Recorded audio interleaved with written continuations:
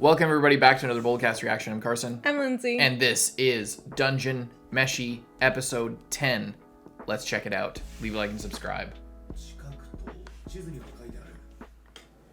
Ooh. Oh no. It's like bamboo and fungus and... It looks like or like ocean almost. Seaweed or something. Kelp. Yeah.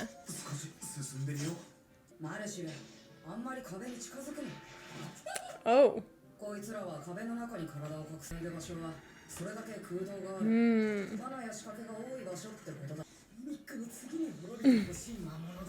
It's crazy. Their habitat is like the space between the traps and stuff.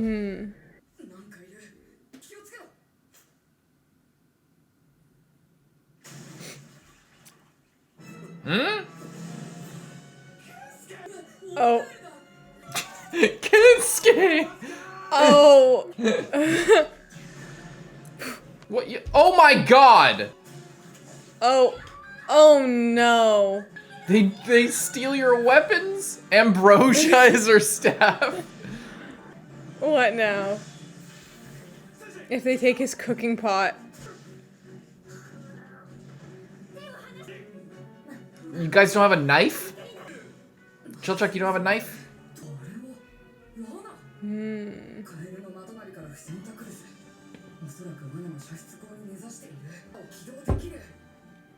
Do it.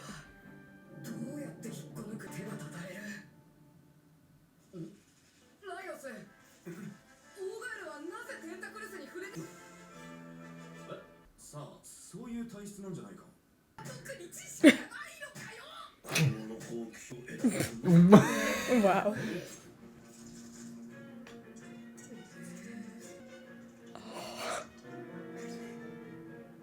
Look how we had the time to do all that. Yeah, that was a quick work. That's so messed up. Are they gonna have to make like frog skin outfits? Cloaks. I feel like it would have been easier to just like punch that thing in the eye or something. Yeah. Oh. He could have just stabbed it. He had a knife. Oh. Oh my god. Oh. I thought he was gonna fall down. Where did that arrow go? It went through its head. He's in its head. It just should have went straight through him. They're just red from the blood.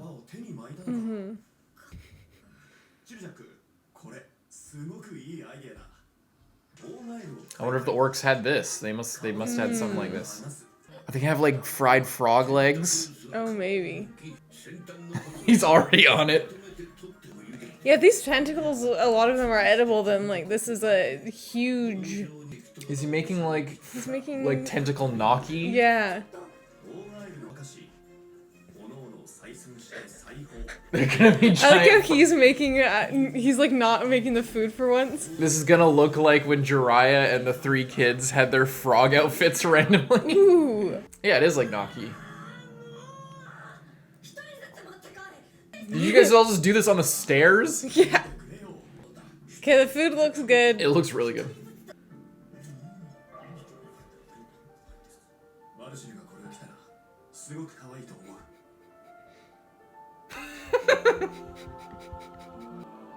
I feel like she's not really cute in it.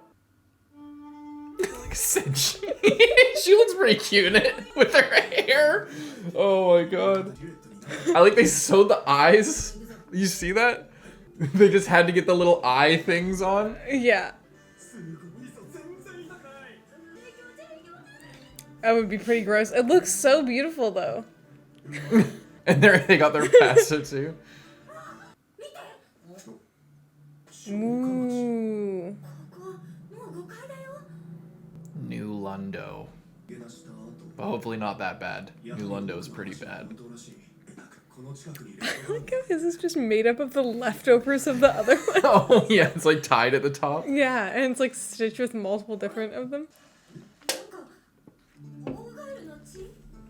Yeah, you didn't have time to like tanning hide takes like weeks. Yeah.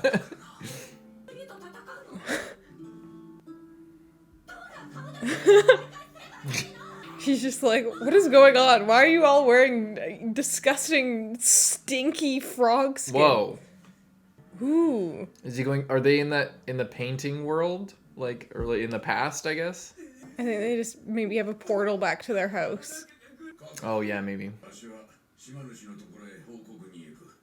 The Lord of the Island.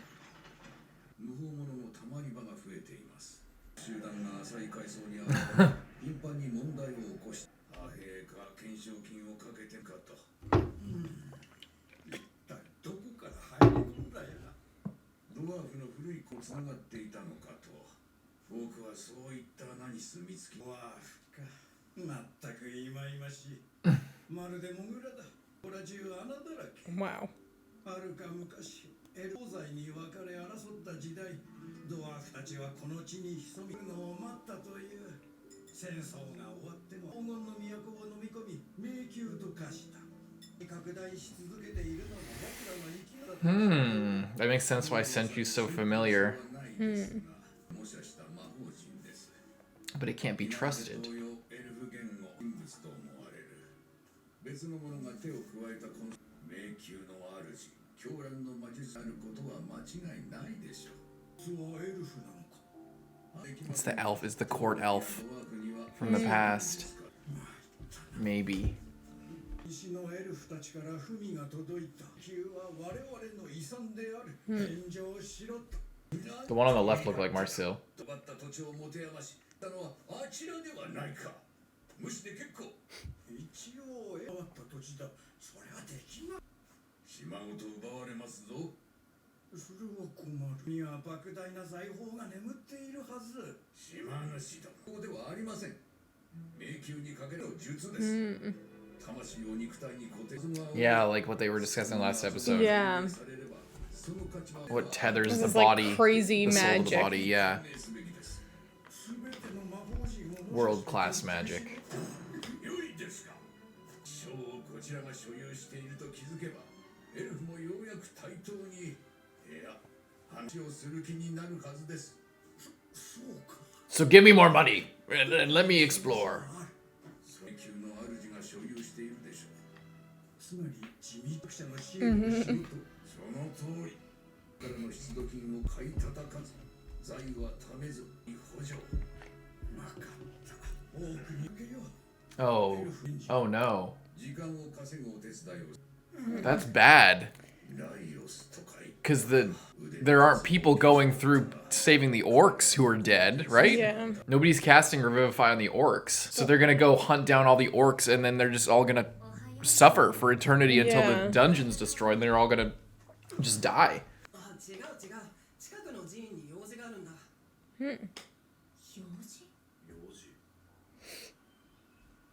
Is it for Falling? Or is she praying for them? Or looking for the bodies of somebody? Falling?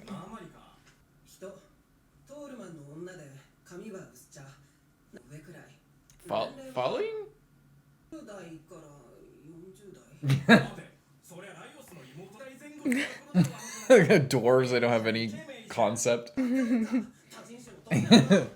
I don't know. Roughly adolescent.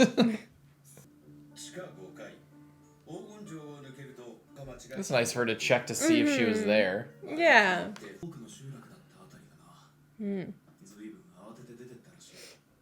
Wow, they left a lot of stuff.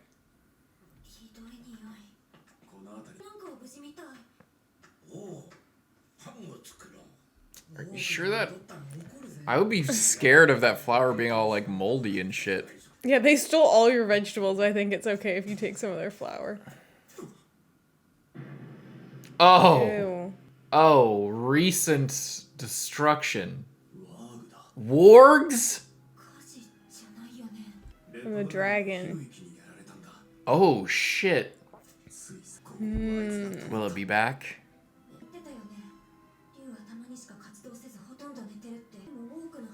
Seems like it's been moving around an awful lot.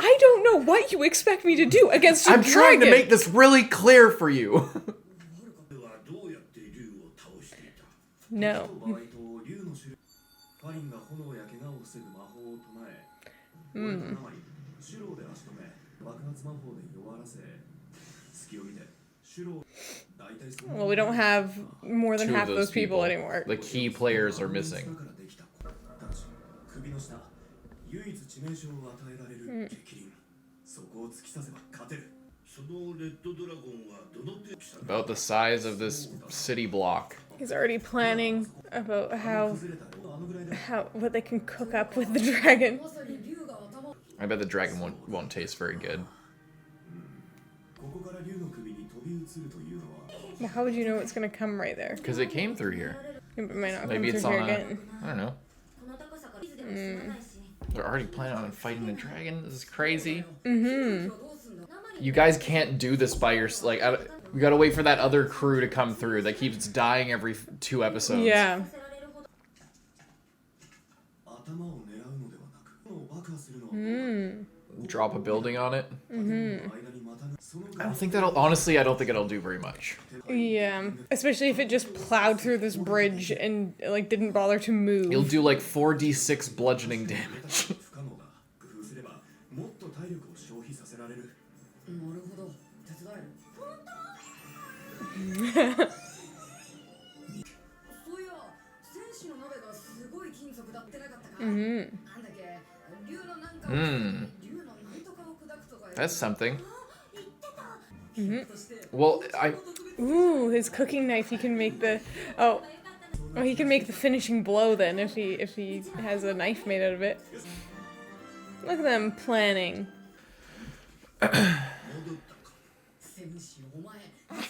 I don't think he wants to fight the dragon. Need our energy. 腹ごしらえは何よりも重要だ俺たちは You remember the... Exactly, Yeah. they were thinking last night, like, God, I'm so hungry, I can't fight this dragon. Wine? Yeah, get all drunk before you. あれができるか That dish. パンをおろし金でコクに塩コショウで下味をつけ水に溶いた小麦パン粉を Deep fried frog? オリーブオイルを熱して揚げる赤ワインと Ooh. 煮詰めソースを作り完成 Ooh. Oh my god. It's... Oh, katsu. It looks so good. It's what you eat before a sports game or something, because katsu means win. So it's a cutlet, pork katsu, except it's frog. まだレッドドラゴンがいるぞ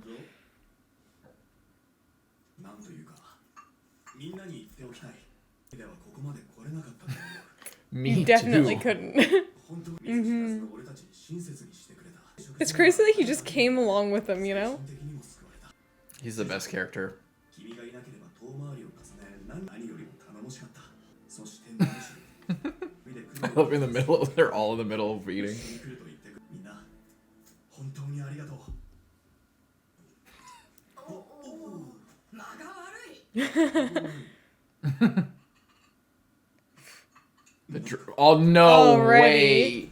They're gonna Oh end the my episode. I can't believe we're already like at the Red Dragon. Episode 10. Next episode, they're gonna fight it. It's gonna end on a cliffhanger. They're gonna win or lose in episode 12. And then the second half of episode 12 is gonna be like a come down. Gotta believe in If yourself. they win, 大丈夫ここまで来たんだ then what happens next? 宣言通りによし行くぞ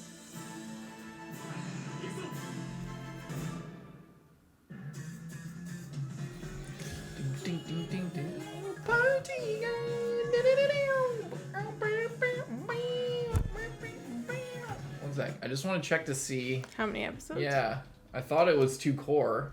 24. Yeah. Good. Good. Thank God. Yeah, because I remember people saying that like the manga was finished and I think it was like relatively short. Yeah. So they were like, "Oh, I think it'll just be like one season, basically." But yeah, it seems like we're gonna hopefully defeat the Red Dragon, you know, get everyone back, and then maybe get more into what's going on with the old man gnome dude, where he's like because they're like expanding the like politics of the world a little bit with the elves and the dwarves and everything. Yeah. So maybe everyone, like all of the characters that we've seen so far, are gonna work together to get to the bottom of the dungeon once and for all. Yeah. I forget if it was if you defeat the I thought it was if you defeat the dragon you get the dungeon. But it might be you need to defeat the mage. Yeah, I thought the mage was like defeat the dragon or beat the dungeon and you get the dungeon basically. But you might have to defeat the mage as well. Do you think the mage is going to be that elf, the court elf? It feels like it doesn't make sense, but it also feels like it could, because that elf really did. I still don't even remember if it was a male or a female elf. It was very ambiguous, but they were like, they really seemed to care about the royal family. And like we're really crazy about like threats, and there was all this assassination plot, and then we didn't see the end of it, except we did see the end of it. We're seeing the end of it right now, and it looked like Laios could be related to that family, like the way that he looks and everything. So it's possible that he's like a descendant of the royal family of this place. I guess it just depends on like how in depth it's gonna go, like, you know, it doesn't need to be that in depth to do what I'm saying, you know. Yeah, I guess yeah, I don't know, because I feel like I can't think in my head of like how it's really gonna play out, you know what I mean? Like, I'm just enjoying it so much that it's like I feel like anything that they do, you'll enjoy. I'll enjoy. Like, I agree. I don't feel like, oh, I hope they don't do this, or oh, I really hope that they go in this direction. Right. I'm kind of like, in any direction that they go in, I feel like I'm just gonna have such a great time. Yeah, I agree. And on the magic, I was thinking, like, because they were talking about the orcs and like, oh well, I guess we'll just put up bounty rewards for orcs and stuff, and I'm like, that's kind of fucked up because the orcs will die and their soul won't leave their body. But then that raises a question, because orcs are like demi-humans, and they're technically like inhabitants of... So there's a couple stages. There's like the elves, and we learned about the elves and the dwarves. They had like a war, and then they divided up the area. And now the dwarves were rumored to be like tunneling in, but apparently that's also not true, the way that the guy was saying it. So, but the point is, there's like the elves and the dwarves. The elves are like, you know, peak civilization, and they're above ground, and the dwarves are like supposedly tunneling in. So they're likening the orcs, or they're likening the dwarves to the orcs, where they're like living in the dungeon and underground and stuff like that. So it feels like they're kind of blurring the, like, this is just my interpretation or my kind of like reasoning out of this, and it's going somewhere, but like, the elves have a perspective, and they're like, they see the dwarves like tunneling through, and they're enemies. They see them as like lesser. So, and a greater extension of that is like the orcs, who, like we talked about in this episode with the frog suits and stuff, are tunneling through and like living and exploring out through this whole dungeon and living in it as a part of the ecosystem. But they also have language. They're also just people. They have children. They have societies and stuff like that. So they're more like us than they are like the Kelpie or something. But like with the way that the magic works, if we're to assume that an orc who's killed there and isn't resurrected just has their soul tethered to their body forever, and isn't until they're resurrected, but they're not resurrected. How far does that extend? Because it extends to dwarves, who are looked at a certain way by the elves, who to see like as like a lesser part of the people who are tunneling through here. It may extend to the orcs from the dwarves, like, from this like this gradient of like humanity or whatever. Does it extend to goblins, who when they die, their souls are like tethered to their body? Do they have a soul like that? Does it extend to the other little critters and animals? Is everything they're eating, or does the fact that they're eating these animals like free their soul, or like do they devour their soul in a way, or is that like breaking the spell if you like cook it and prepare it in like a wholesome way where you like really put care into rendering their body into a nourishing meal? Then is that a kind of ritual that you're like setting them free? Is that like the solution to the magic? Is that how like the title of Dungeon Meshi like plays into this whole magic that they're setting up, or it, like, because you know the idea that there's this group of people who are running around and like cooking these beautiful meals from all these, you know, critters is like, you know, on its own is like a cool thing, but now they're introducing all this magic and shit. Is the whole like concept of the show going to like play into the solution to like this magic and stuff like that? Because I just started thinking like that's what got me on this train of thought, was just the idea that the orcs would be trapped forever in their bodies if they were killed, and that like, you know, we get killed, or like even the bandits and all the shitheads get killed, and they are resurrected because they're people they get gnomes and halflings and you know, dwarves and whatever. They get brought back and resurrected. But like, what's the difference between, you know, we like the whole episode with Senshi and the orcs is like he traded with them, they had dinner with them. There was like this whole discussion about between the war between the elves and the orcs, and how the elves like colonized them and then drove them away, and then they had no choice but to go to live in the dungeon. So they're really not even, and like they're not like creatures, you know, they're basically just people. They're not like from the dungeon, I guess, like because there's like the whole dungeon ecosystem of things that live inside the dungeon and were either like spawned with the creation of the dungeon or evolved inside the dungeon over time. But then everyone else that's coming in like is like how we saw in the other episode. It's like the people that come in and explore the dungeon are contributing to the ecosystem of the dungeon, but they are like humans and dwarves and elves and gnomes and orcs all existed outside of this like enclosed terrarium of a exactly. That's what I was saying. Yeah. So it is it's like. The dungeon isn't creating the life. It's a habitat for all this stuff. Like that's what we learned with Fallen and Marcial's training, is like, you know, she gathered the soil from this like really spiritually heavy place, and then it was incredible. Like it was teeming with life. So you know, I feel like there's something to there might be something to the whole idea of how eating everything and preparing them into a great meal and living within the dungeon, accepting yourself as a part of that ecosystem, could play into the magic in some way. And it brings up the question of, you know, how does them eating these creatures, like if your soul is tethered to your body, all these creatures, and with the way that the spirits worked in those little terrariums, it's like there's still spirits in there, like, you know. So the idea is it's not just human souls, because we're human or dwarves or elves or whatever, we're divine and we have like a personal soul. But like a dog, for example, doesn't have a soul. Like, you know, depending on the fantasy logic, that can change depending on the universe.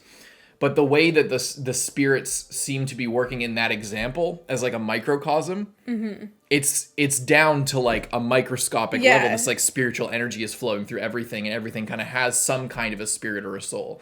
So everything is kind of recycled or tethered to the body. And how does, you know, it raises the question, how does eating something and like, especially like I feel like there must be some kind of interaction there, because preparing the bodies in the way that Senshi does is like, it's like a religious practice almost. Like even the way that he made the ice cream, or the ice cream is he was whipping around, but it was like it was like a censer, like a holy thing. Like he was doing all these prayers, all these different things, and it was, you know, it's basically, you know, a very specific movements and preparing things in a very religious kind of way. You know, in a lot of cultures and beliefs and stuff, it's like if you're killing something to eat it for food, you like appreciate that thing, that it died to feed you. Yeah. And use every part of it and not be wasteful with it. Yeah. And that's what, and like that's how you honor that creature that you slaughtered and you consumed. Yeah. Which is in line with kind of what they've been doing. So I'd be really interested to see if they get into that a little bit more. Even not like super directly, even just like more kind of like bits and pieces of it here and there. I would be really interested in that, because I wonder if they will go into all that, if there is like a question of like, oh, where do you draw the line type thing. I feel like the show could go into something like that. I don't feel like it's too much of a reach to like you know, think that it might do something like that. But there's clearly, they're clearly ramping up all the politics. They're bringing back the idea that the elves are like this colonial power that's trying to like get all this this power and everything. They want the dungeon. There's all these. I don't understand what's going on with the dwarves. I imagine that'll come up with like Senshi's backstory or something. Or not his backstory, because he's kind of a simple character. That's kind of the point. Maybe we'll have some more backstory with him, but like, I feel like there must be something else going on there, because the way there was the gnome guy Tanis was saying, like, there were what was he exactly saying? He was like the dwarves were rumored to be like tunneling through, but he also said that rumor was not true. Should we just look at that again, maybe? Old dwarf mines. Oh, he suspects. And this guy's just racist against dwarves. Okay, so there's an opinion. Yeah. Okay. Yeah. So there's a racist sort of narrative forming that the dwarves, because they tunnel and everything, they're responsible for the dungeon expanding its like magical influence. And possibly collapsing part of it in the first place. Possibly collapsing part. Is that not what he? Is that not what he? They just dig tunnels. Eventually swallowing the Golden City and turning it into a dungeon. I think that's where like the narrative comes through. Where this guy and people like him are blaming the dwarves, and like. But we know that's not true based on the backstory. Yeah. So that's what I'm saying is that this narrative is forming that they're responsible for this, but. As far as we know, that's not really true, and that's what this guy's saying, is that it's not true.